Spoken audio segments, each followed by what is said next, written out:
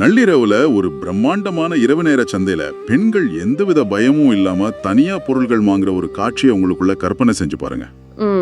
கேக்குறதுக்கே ரொம்ப ஆச்சரியமா இருக்குல்ல. ஆமா, இது நவீன கால சிங்கப்பூரோ அல்லது நியூயார்க்கோ கிடையாது. அந்த நியான் விளக்குகளுக்கு பதிலா அகல் விளக்குகளை பொருத்தி பாத்தீங்கன்னா இது 2000 வருஷத்துக்கு முந்தைய மதுரை மாநகரம். அட நிஜமாவா? கண்டிப்பா. உங்களை இந்த ஆழமான அலசலுக்கு வரவேற்கிறேன். இன்னைக்கு நாம விக்கிபீடியா கட்டுரைகள், ஆய்வு கட்டுரைகள், அப்புறம் வரலாற்று வலைப்பதிவுகள்ல இருந்து திரட்டப்பட்ட தரவுகளை வச்சு ஒரு முக்கியமான விஷயத்த முழுமையா பிரிச்சு மேய போறோம்.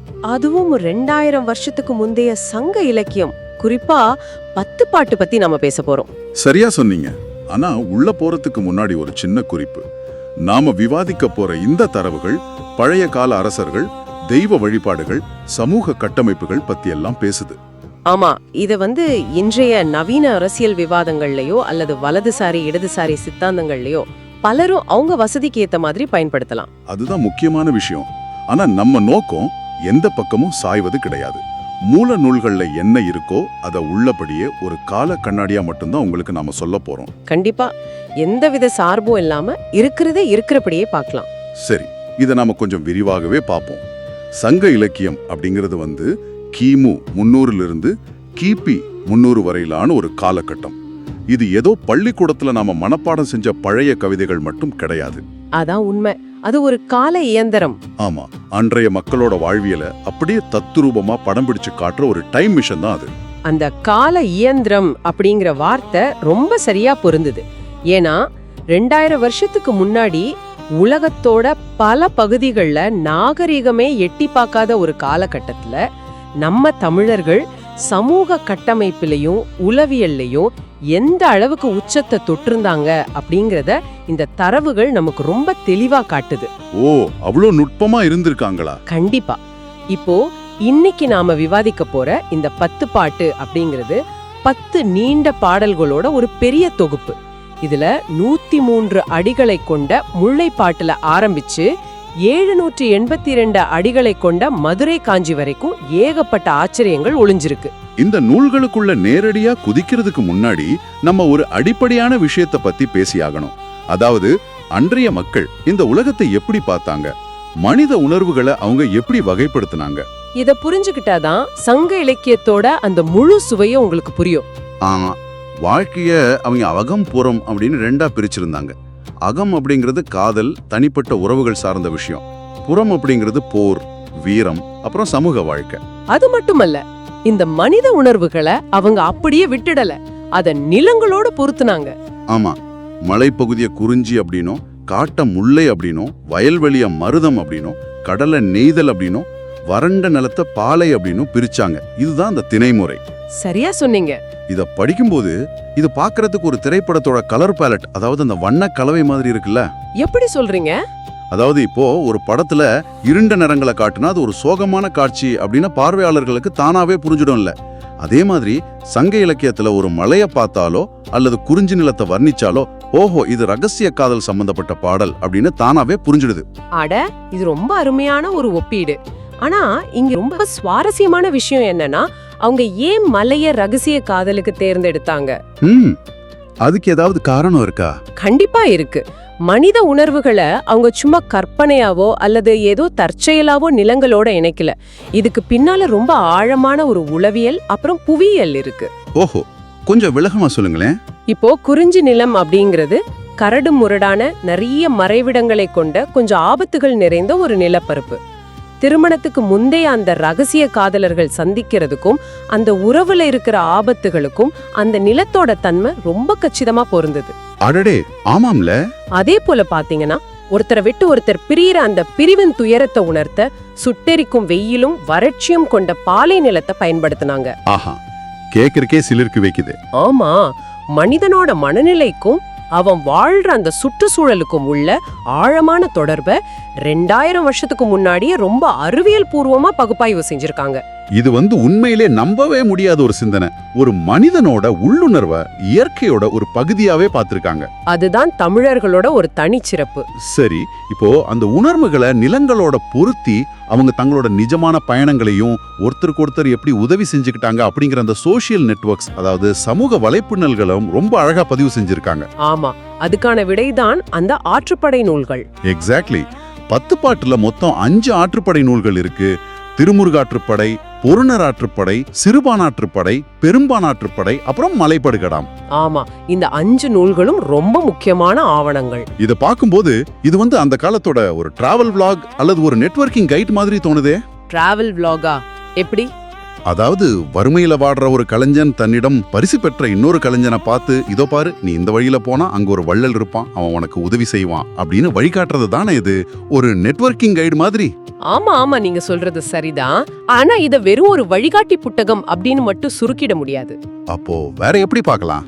ஆற்றுப்படை நூல்கள் அப்படிங்கிறது அன்றைய காலத்தோட மிக நுட்பமான சமூக பொருளாதார வரைபடங்கள், அதாவது சோஷியோ எகனாமிக் மேப்ஸ். ஓ, அவ்வளோ டீடைல்ஸ் இருக்கா அதுல? கண்டிப்பா. இப்போ உதாரணத்துக்கு சிறுபானாற்றுப்படை அப்புறம் பெரும்பானாற்றுப்படை இந்த நூல்களை எடுத்துக்கிட்டீங்கன்னா, ஒரு பாணன் இன்னொரு பாணனுக்கு சும்மா வழிய மட்டும் சொல்லிட்டு போகல. வேற என்ன சொல்றான்? அந்த பயணத்துல ஒவ்வொரு நிலப்பரப்பு கடக்கும் போதும் அங்க இருக்கிற மக்கள் எப்படிப்பட்ட விருந்தோம்பலை வழங்குவாங்க அப்படிங்கறதையும் ரொம்ப துல்லியமா சொல்றான். அட, அதையும் மென்ஷன் பண்ணிருக்காங்களா? ஆமா, நீ மல்லை நிலத்தை கடக்கும்போது அங்க உள்ள இடையர்கள் உனக்கு வரகரிசி சோறும் பாலும் கொடுப்பாங்க. அதே நீ நெய்தல் நிலத்தை கடக்கும்போது மீனவர்கள் உனக்கு மீனும் கல்லும் கொடுத்து உபசரிப்பாங்க அப்படின்னு அந்த நிலம் சார்ந்த மக்களோட பண்பாட்டையும் பொருளாதாரத்தையும் அது அப்படியே ஆவணப்படுத்துது. வாவ், கேட்கும் போதே பசிக்குது. இருங்க, இதுல இன்னொரு சுவாரஸ்யம் இருக்கு. இந்த திருமுருகாற்றுப்படை மட்டும் இதுல கொஞ்சம் மாறுபட்டது. அது எப்படி? மத்த ஆற்றுப்படை நூல்கள்ல ஒரு கலைஞன் இன்னொரு கலைஞனை அரசன் கிட்ட வழிகாட்டுவான். ஆனா இதுல ஒரு பக்தன் இன்னொரு பக்தனை இறைவன் கிட்ட, அதாவது முருகன் கிட்ட வழி நடத்துறதா அமைஞ்சிருக்கும். ரொம்ப ஆழமான ஒரு பக்தி இலக்கியம் அது. சரி, நீங்க அந்த விருந்தோம்பல் பத்தி பேசும்போது நம்ம சாப்பாட்டை பத்தி பேசாம இருக்க முடியாது.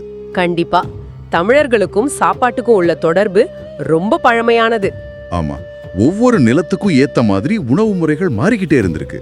குறிஞ்சி நிலத்துல பாத்தீங்கன்னா தேனு, உடும்பின் கறி, காட்டுப்பன்றி இலைச்சி. ஆமா. அதே நெய்தல் நிலத்துல மீன், கருவாடு. முல்லை நிலத்துல வரகரிசி, பால், தயிர். இவ்ளோ நுட்பமா உணவை பதிவு செஞ்ச அந்த ஆவணங்களை பார்க்கும்போது அந்த கால மக்களை பெரிய ஃபூடிஸாவே, அதாவது உணவு பிரியர்களாகவே நம்ம பார்க்க முடியுது. நிஜமாதான். ஆனா அவங்க உணவை வெறும் ருசிக்காக மட்டும் பார்க்கல. தங்களுக்கு கிடைச்ச இயற்கை வளங்களை வச்சு ரொம்ப சத்தான உணவுகளை சமைச்சு சாப்பிடுற கலையில அவங்க ரொம்பவே தேர்ந்திருந்தாங்க. ஓ, சமையல் கலையிலயும் வல்லவர்களா இருந்திருக்காங்களா? ஆமாங்க. சமையல் கலையில அவங்க எவ்வளவு சிறந்து விளங்குனாங்க அப்படிங்கிறதுக்கு அந்த காலத்துல இருந்த பீமபாகம் அப்படிங்கிற சமையல் நுணுக்கங்களே ஒரு சிறந்த சான்று. அட, வீமபாகம்னு ஒரு முறையே இருந்திருக்கா? ஆமா. பாணர்களுக்கும் வறுமையில வாடுறவங்களுக்கும் நெய்ல சமைக்கப்பட்ட ஊஞ்சோறு, அதாவது மாமிசச்சோறு வழங்கப்பட்டதா சிறுபானாற்றுப்படை ரொம்ப அழகா குறிப்பிடுது. சூப்பர். உணவு அப்படிங்கிறது அங்க வெறும் பசி தீர்க்கும் ஒரு பொருள் மட்டும் கிடையாது, அது மனிதர்களை இணைக்கிற ஒரு மாபெரும் கருவியா இருந்திருக்கு. ஆமா, அன்னதானம் அப்படிங்கிறது நம்ம கலாச்சாரத்துல ஊறி போன ஒரு விஷயம். சரி, இப்போ காட்டுலயும் மலையிலயும் பயணம் செஞ்ச இந்த கலைஞர்கள் வழியெல்லாம் சாப்பிட்டுட்டு பல நிலங்களை கடந்து கடைசியா பெரிய பெருநகரங்களை போய் சேர்றாங்க. சரி, அந்த பயண வலைப்பின்னல்கள், அதாவது அந்த டிராவல் நெட்வொர்க்ஸ் தான் செல்வத்தையும் வளத்தையும் மதுரை, புகார் மாதிரியான பெருநகரங்களை கொண்டு வந்திருக்கு. கண்டிப்பா. காடுகளை தாண்டி அவங்க அந்த நகரங்களுக்குள்ள நுழையும் போது அந்த பிரம்மாண்டம் அவங்களை எப்படி தாக்கியிருக்கும்? இது ஆராய நம்ம மதுரை, காஞ்சி, அப்புறம் பட்டினப்பாலை இந்த நூல்களுக்கு தான் போகணும். சரியா சொன்னீங்க. அங்கதான் நம்ம சங்க காலத்தோட அந்த மேக்ரோ பொருளாதாரத்தை, அதாவது அந்த ஒட்டுமொத்த பிரம்மாண்டமான பொருளாதாரத்தை பாக்குறோம். ஆமா, மதுரை காஞ்சி பத்தி சொல்லுங்க. அது 10 பாட்டிலே ரொம்ப நீளமான நூல் இல்லையா? ஆமா, 10 பாட்டிலேயே ரொம்ப நீளமான நூல் மாங்குடி மருதனார் எழுதின மதுரை காஞ்சி தான். இது மொத்தம் 782 அடிகளை கொண்டது. ஓ, ரொம்ப பெரிய பாட்டு. ஆமா. பாண்டியன் நெடுஞ்செழியனை பத்தின இந்த நூல்ல மதுரை மாநகரம் ரொம்ப நேர்த்தியா விவரிக்கப்பட்டிருக்கு. உயர்ந்த மதில் சுவர்கள், ரொம்ப ஆழமான அகழிகள் அப்படின்னு மதுரை ஒரு பிரம்மாண்டமான நகரமா நின்னு இருக்கு. அதான் தூங்கா நகரம்னு சொல்றோமே. நீங்க ஆரம்பத்துல சொன்ன அந்த இரவு நேர சந்தை இத பத்தி தானே? அதேதான். பகல்ல இயங்குற சந்தையான நாளங்காடி இரவுல இயங்குற சந்தையான அல்லங்காடி என அந்த நகரம் எப்பவுமே இயங்கிக்கிட்டே தான் இருந்திருக்கு. இதுல ஒரு முக்கியமான விஷயம் என்னன்னா, பெண்கள் நைட்ல எந்தவித பயமும் இல்லாம அந்த அல்லங்காடியில நடமாடி இருக்காங்க அப்படிங்கிறது எந்த அளவுக்கு ஒரு பாதுகாப்பான சமூக கட்டமைப்பு அவங்க வச்சிருந்தாங்க அப்படிங்கறத காட்டுது. ரொம்ப ரொம்ப முக்கியமான பாயிண்ட் இது. பாதுகாப்பு அப்படிங்கிறது அந்த காலத்துல ரொம்ப உறுதியா இருந்திருக்கு. சரி, இப்போ மதுரையை விட்டுட்டு சோழர்களோட புகார் நகரத்துக்கு வருவோம். கடியலூர் உருத்திரங்கண்ணனார் எழுதின பட்டினப்பாலை. ஆமா, 301 அடிகளை கொண்ட நூல் இது. இது புகார் துறைமுகத்தோட அந்த பிரம்மாண்டத்தை அப்படியே கண் முன்னாடி கொண்டு வருது. கடல் வழியா வந்த குதிரைகள், வடமலையிலிருந்து வந்த தங்கம், தென்கடல்ல இருந்து முத்து, குணகடல் பவளம் அப்படின்னு உலகம் முழுவதிலிருந்து பொருட்கள் அங்க குவிஞ்சிருக்கு. ஆமா, எக்கச்சக்கமான செல்வச் செழிப்பு. இதை படிக்கும்போது புகார் நகரம் அன்றைய காலகட்டத்தோட துபாய் அல்லது சிங்கப்பூர் மாதிரி ஒரு பிரம்மாண்டமான குளோபல் ஹப், அதாவது உலகளாவிய வர்த்தக மையமா இருந்திருக்கு அப்படின்னு தான் சொல்லணும். ஆனா இங்கதான் நாம ஒரு சின்ன திருத்தம் செய்யணும். என்ன திருத்தம்? இப்போ நீங்க சொன்ன துபாய் மாதிரியான நவீன நகரங்கள் பாத்தீங்கன்னா பெரும்பாலும் ஒரு குறிப்பிட்ட இயற்கை வளத்தையோ, அதாவது எண்ணெய் வளத்தையோ அல்லது நவீன மூலதனத்தையோ நம்பி உருவானவை. ஆமா, அது உண்மைதான். ஆனா புகார் நகரத்தோட வளர்ச்சிக்கு காரணம் அதோட புவியியல் அமைவிடம் மட்டும் கிடையாது. அவங்க வர்த்தகத்துல கடைபிடிச்ச அந்த கடுமையான அறம், நேர்மையும் தான். ஓ, அறம் சார்ந்த வியாபாரம் பண்ணாங்களா? ஆமா, இது ஒரு முக்கியமான கேள்வியை எழுப்புது. இத்தனை பெரிய வர்த்தகம் நடக்குது உலகத்துல, பல இடங்கள்ல இருந்து செல்வம் குவியுது. அப்படி இருக்கும்போது அங்க ஊழலோ இல்ல ஏமாற்று வேலையோ நடந்திருக்காதா? கண்டிப்பா நடந்திருக்க வாய்ப்பு இருக்கு. இவ்ளோ பொருட்கள் இறங்கும் போது அந்த வரி வசூல் பண்றதுல முறைகேடுகள் நடக்கலாமே. இப்பெல்லாம் பாத்தீங்கன்னா நிறைய கஸ்டம்ஸ் இஷ்யூஸ் வருதுல்ல. அதற்கான பதில தான் பட்டினப்பாலை ரொம்ப தெளிவா சொல்லுது. சோழர்களோட அந்த சுங்கச்சாவடிகள்ல புலிமுத்திர குத்தப்பட்டு தான் பொருட்கள் உரிலேயும் வெளியேயும் போயிருக்கு. அட, ஒரு சிஸ்டமேட்டிக்கா பண்ணிருக்காங்க. ஆமா, அதை விட முக்கியம் வணிகர்களோட நேர்மை. கொள்வதுவும் மிகை கொள்ளாது, கொடுப்பதுவும் குறைபடாது அப்படின்னு பட்டினப்பாலை சொல்லுது. இதுக்கு என்ன அர்த்தம்? அதாவது அவங்க வாங்குற பொருளுக்கு குறைவான விலையை கொடுக்கறதோ அல்லது விக்கிற பொருளுக்கு ரொம்ப அதிக விலையை வச்சு லாபம் பாக்குறதோ கிடையாது. ஒரு தராசு எப்படி ரெண்டு பக்கமும் சமமா நிக்குதோ அப்படிப்பட்ட ஒரு நடுநிலைமையோட தான் அவங்க வர்த்தகம் செஞ்சாங்க. செல்வத்தை விட அந்த அற உணர்வு தான் புகார உலக அளவுல உயர்த்துச்சு. ஒரு பன்னாட்டு வர்த்தக மையத்துல, ஒரு குளோபல் ஹப்ல இப்படிப்பட்ட ஒரு எத்திக்ஸ, அதாவது அறத்தை கடைபிடிச்சாங்க அப்படிங்கிறது உண்மையிலேயே வியப்பா இருக்கு. அதுதான் தமிழர்களோட அறம். சரி, இப்போ நாம இந்த பன்னாட்டு வர்த்தகம், பிரம்மாண்டமான துறைமுகங்கள் அப்படிங்கிற இந்த அகண்ட மேக்ரோ பார்வையிலிருந்து ஒரு தாவரவியல் அறிஞரோட பார்வையை போன்ற மிக நுண்ணிய மைக்ரோ பார்வைக்கு மாற போறோம். ஓ, குறிஞ்சிப்பாட்டுக்கு வரீங்க? ஆமா, கபிலர் எழுதின குறிஞ்சிப்பாட்டு. கபிலரோட குறிஞ்சிப்பாட்டு 261 அடிகளை கொண்டது. இந்த நூல் எழுதப்பட்டதுக்கான காரணமே ரொம்ப சுவாரஸ்யமானது. இது ஒரு மிகச்சிறந்த அறிவுபூர்வமான விவாதம். அறிவுபூர்வமான விவாதமா? யாருக்கு இடையில? ஆரிய அரசன் பிரகதத்தன் அப்படின்னு ஒருத்தர் இருந்தான். அவ தமிழர்களோட களவு வாழ்க்கைய, அதாவது அந்த திருமணத்திற்கு முந்திய காதல ரொம்ப கொச்சப்படுத்தினான். என்னன்னு சொன்னா?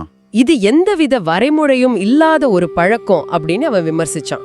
அப்போ அவனுக்கு தமிழர்களோட அக வாழ்க்கையையும் கற்பொழுக்கத்தையும் வளர்க்கறதுக்காகவே கபிலரால பாடப்பட்டதுதான் இந்த குறிஞ்சிப்பாட்டு. ஓஹோ. இந்த நூலோட மகுடமே இதுல வர 99 மலர்களோட பட்டியல் தான். இங்குதான் விஷயம் ரொம்ப சுவாரஸ்யமா மாறுது. ஒரே பாட்டுல 99 பூக்கள், காந்தல், தோன்றி, நரவம், பீரம் அப்படின்னு அந்த பட்டியல் நீடிக்கிட்டே போகும். ஆமா, ஒரு பெரிய லிஸ்ட் அது. நடிகர் சிவகுமார், அப்புறம் அவரோட மகன் நடிகர் சூர்யா, இவங்க 2 பேரும் பல மேடைகள்ல இந்த 99 பூக்களோட பேர்களையும் மூச்சு விடாம மனப்பாடமா ஒப்பிச்சு ரசிகர்களோட மாபெரும் கைத்தட்டல வாங்கியிருக்காங்க. உங்களுக்கு ஞாபகம் இருக்கா? கண்டிப்பா. அந்த வீடியோக்கள் இணையத்துல ரொம்ப வைரல் ஆகி இன்றைய தலைமுறைக்கு இந்த 99 பூக்களை பத்தி ஒரு பெரிய விழிப்புணர்வையே ஏற்படுத்துச்சு. ஆமா, அந்த பூக்களோட பெயர்களை உச்சரிக்கிறதே ஒரு தனி இசை மாதிரி இருக்கு. ஆனா எனக்கு ஒரு சந்தேகம். ஒரு அரசனுக்கு காதலை பத்தி விளக்க எதற்காக 99 பூக்களோட பெயர்களை பட்டியலிடணும்? அதான் எனக்கு புரியல. அதுலதான் கபிலரோட அந்த மேதைமை இருக்கு. அவர் காதல வெறும் காதலோட ஒப்பிடல, அறிவியலோட ஒப்பிடுறாரு. எப்படி? அவர் சும்மா ஏதோ பூக்களோட பெயர்களை மட்டும் ஒரு குருட்டு மனப்பாடமா அங்க பட்டியலிடல. அந்த 99 பூக்கள்ல ஒவ்வொன்னும் எந்த நிலத்தில பூக்கும், எந்த பருவத்தில பூக்கும் அப்படிங்கிற ஒரு துல்லியமான தாவரவியல் அறிவு, அதாவது பொட்டானிக்கல் நாலேஜ் அதுல இருக்கு. அடடா. இப்போ உதாரணத்துக்கு காந்தல் பூ கார்த்திகை மாதத்துல பூக்கிற ஒரு செந்நிற மலர். அவர் பிரகதத்தனுக்கு சொல்ல வந்த செய்தி இதுதான். இந்த 99 பூக்களும் எப்படி அதனதன் பருவத்துல அதற்கான நிலத்துல இயற்கையோட விதிகளுக்கு உட்பட்டு பூக்குதோ அதே போலதான் தமிழர்களோட காதலும் ரொம்ப இயற்கையானது. வாவ், செம பாயிண்ட். ஆமா, அது ஒண்ணும் தரிகட்டது கிடையாது, மாறாக இயற்கையோட வரைமுறைக்கு உட்பட்டது அப்படின்னு நிரூபிக்கிறாரு. ஆஹா, இயற்கையோட ஒழுங்க, அதாவது அந்த நேச்சுரல் ஆர்டரை வச்சு மனித உணர்வுகளோட ஒழுங்க நிரூபிச்சிருக்காரு. இது ஒரு பெரிய விஷயம். அது மட்டும் இல்ல, மலர்களை அவங்க வெறும் அழகுக்காக மட்டும் பார்க்கல, ஒவ்வொரு பூவிற்கும் ஒரு குறியீடு, ஒரு பயன்பாடு இருந்துச்சு. என்ன மாதிரி பயன்பாடு? இப்போ போருக்கு போகும்போது அணியிற தும்பை மலர், அப்புறம் மனம் மிக்க துளாய், அதாவது துளசி அப்படின்னு வாழ்வோட ஒவ்வொரு தருணத்தையும் ஒரு பூவோட இணைச்சிருந்தாங்க. தும்பை பூ சூடி போர் செஞ்சாங்களா?